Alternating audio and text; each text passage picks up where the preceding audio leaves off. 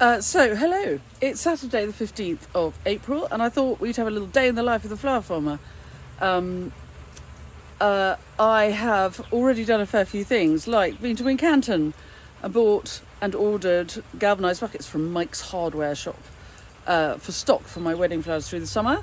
While I was there, I turned the water on in here, and I've watered the middle.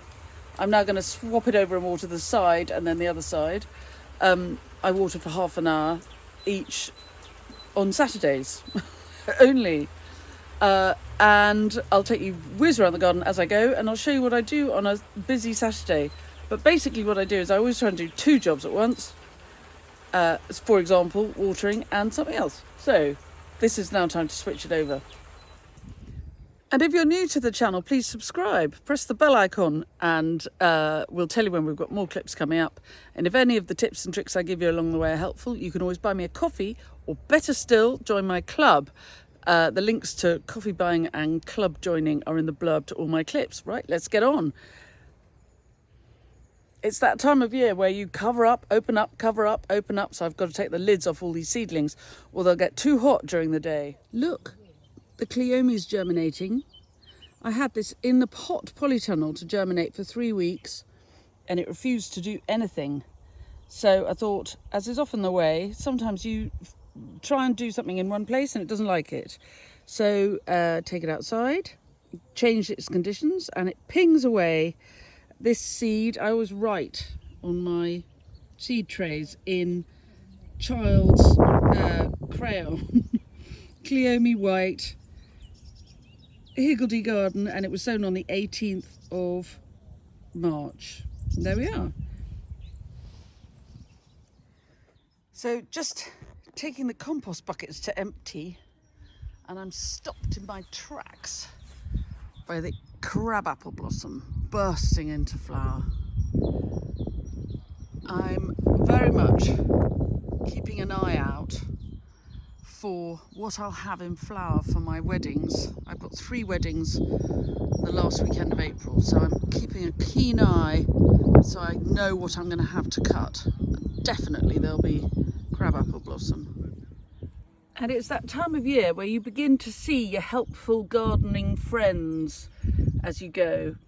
For example, here's a ladybird just out of hibernation and having a little moment on nettles. One of the reasons to not have too tidy a garden is that then you make space for the wildlife. And without the ladybirds, I'd be in real trouble with the aphids. Do you remember that hedge I laid in that clip in the winter? Well, the phrase bursting back into life applies. Looking good. And something to watch out for at this time of year is wild garlic, which is delicious.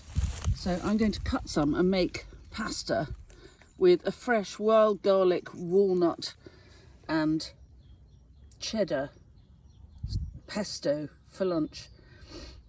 Delicious. And now the rain has stopped. Phew. It's really worth stopping as you rush around your day, just from time to time, and feel the sun on the back of your head. Oh, heaven.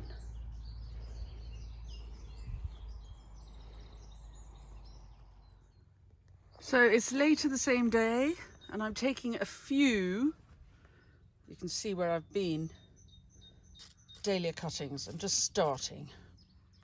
And here they are in the cool shade. So that's 3 Downham Peggies, and I've written on the side of the pot, there's room in that pot for one more, but it's a start. And then here in the orchard, we've got cowslips, which we grew from seed years ago, put in as plugs, and they've just taken nicely. And lots of snake's head fritillaries, which are going really well. But we also have, excitingly, if we go down here, that these are coming, and they are yellow rattle.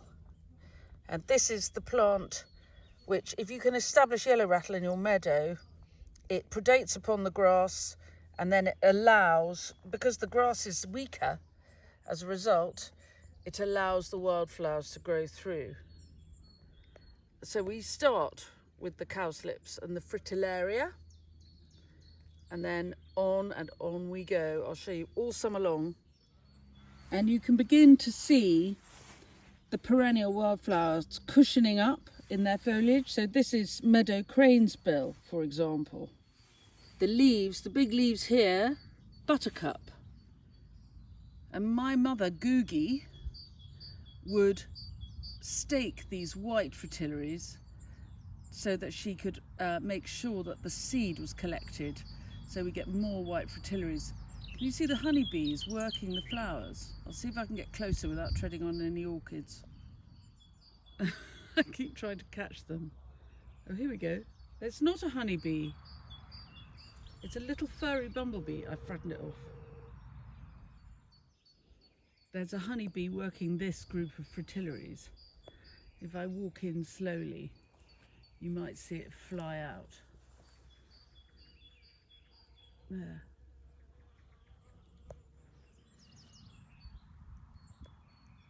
And Fabrizio is ringing the orchids as they come up so he can keep an eye on them, although they're at the stage where they're coming up faster than he can ring them now. And I'll never get swathes of Narcissus Thalia if I cut them all. So every time I put some in for cutting, I put a few in the wild edges, and slowly they're pinging up all over the garden.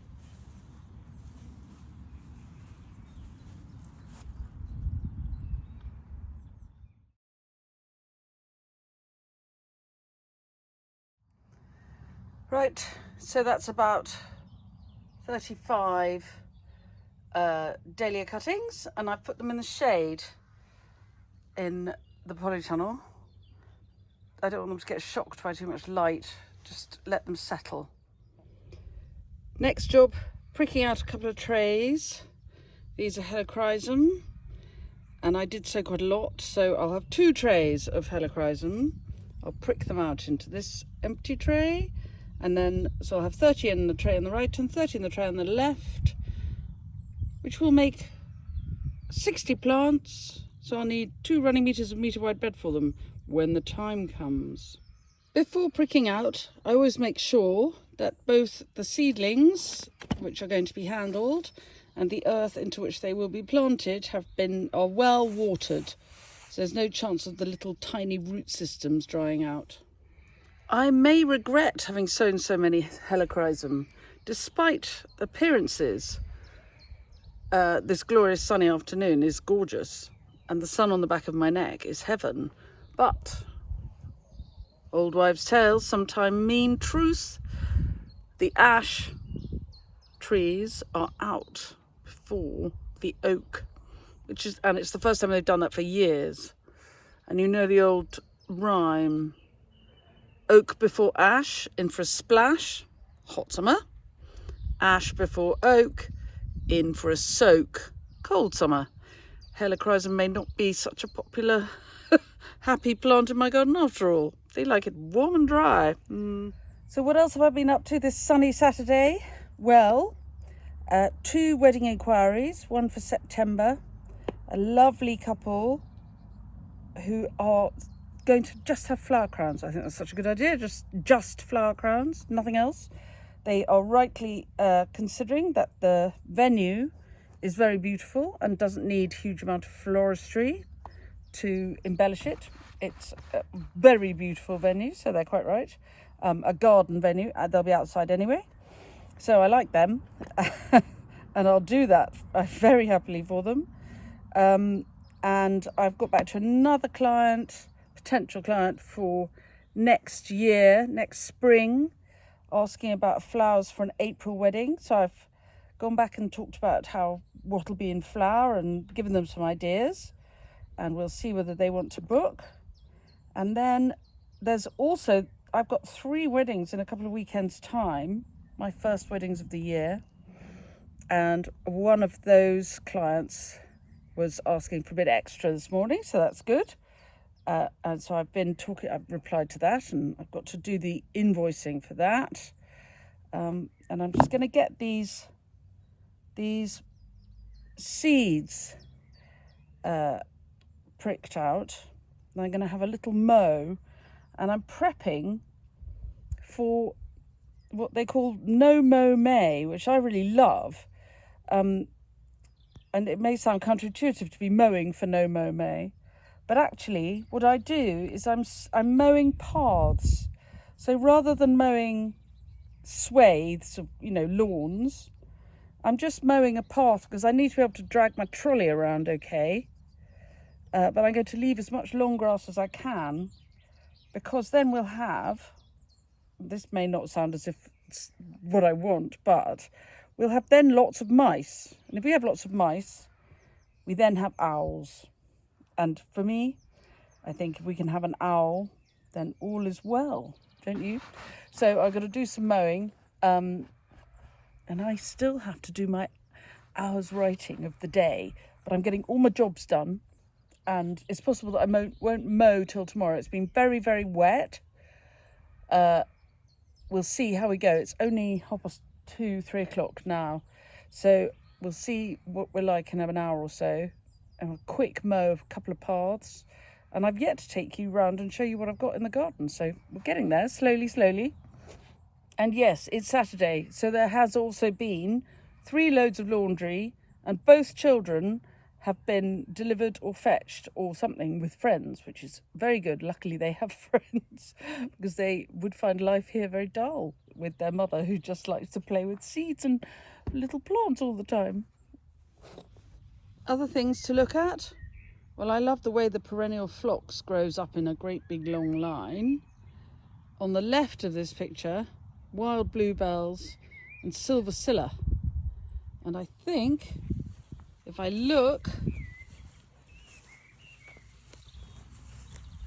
no bluebells yet, but I think we'll have them for the wedding at the end of April. Just.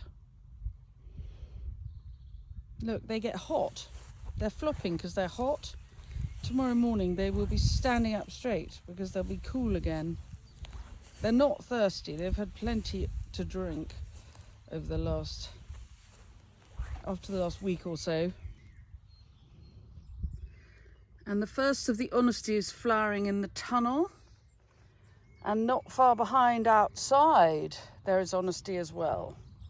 It's crazy tulip time. Yes, I do dig them up as I go. These beautiful people are exotic emperor. If the sun stays out like this, I think we'll have plenty for next weekend's orders. This red person, self-sown everywhere, is a great favourite of mine, Atriplex rubra. I will be marshalling them into clumps rather than leaving them everywhere. In other news, the Victoria plum tree up the field is in blossom. The roses are greening up along the way. Good looking allium action. These, the really fantastic, and every year I love them, purple sensation. And look, the Veronica gentianoides is budding up. This is a very short stemmed, pale blue, sweet. I shouldn't keep it, but there's always sort of 1 or 2 spring weddings a year when it really is the detail that makes the wedding. We split a few perennials every year just to make better use of the space.